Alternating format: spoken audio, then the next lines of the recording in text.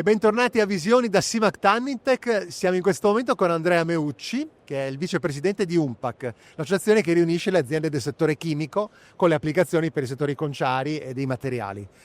Per prima cosa, UNPAC ovviamente è protagonista qui in fiera con diverse aziende. Che tipo di situazione di mercato sta osservando Meucci? Ovviamente veniamo da un anno non semplice, non facile sotto tutti i punti di vista. I bilanci sotto il profilo economico ma anche sotto il profilo finanziario stanno diventando di difficile gestione, però ovviamente ci sono tutte le possibilità migliorative perché la filiera si sta comportando nella maniera più giusta. Noi come UNPAC abbiamo sempre promosso questo rafforzamento proprio della filiera. Io sono il vicepresidente, ma orgogliosamente sono anche il responsabile dell'area tecnica UNPAC insieme ad altri colleghi. Ci sforziamo di difendere la chimica, che è una parte attaccata sotto tutti i fronti, perché vogliamo proporre una chimica buona, una chimica controllata e una chimica certificata. Le innovazioni infatti di prodotto, in che direzione stanno andando? Perché per arrivare a un'innovazione di prodotto la chimica è fondamentale, è l'ingrediente segreto, no? La chimica green è quello che rappresenta la ricerca di tutto il comparto degli ultimi anni.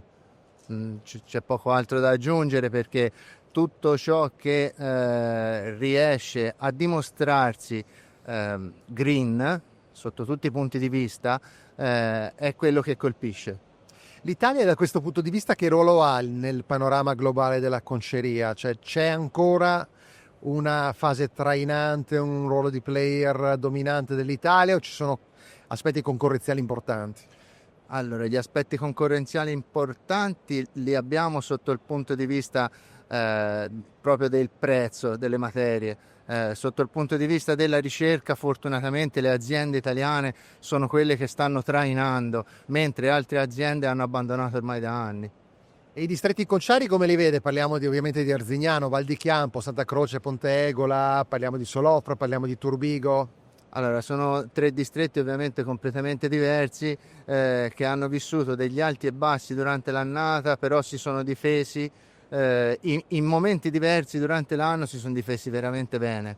La ripresa, se avverrà, quando avverrà, che idea vi siete posti? Non voglio essere pessimista, ma la ripresa in tempi brevi credo che non sia auspicabile. La ripresa dipende soprattutto da come ci comportiamo. Questa c'è, perché Come ci comportiamo in che senso? come ci comportiamo sul mercato, come ci facciamo trovare. Se ci facciamo trovare pronti, sopravviviamo. Se aspettiamo la ripresa, crolliamo. Non possiamo attendere. Arriviamo all'ultima domanda, la predisposizione all'innovazione che ha sempre caratterizzato il settore conciario italiano. È ancora viva questa predisposizione e come si sta evolvendo?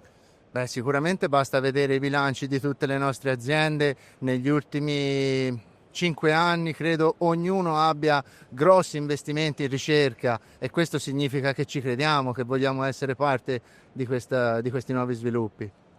Aggiungo un fuorisacco, come si dice, una domanda finale. Dalle associazioni cosa si aspettano le aziende?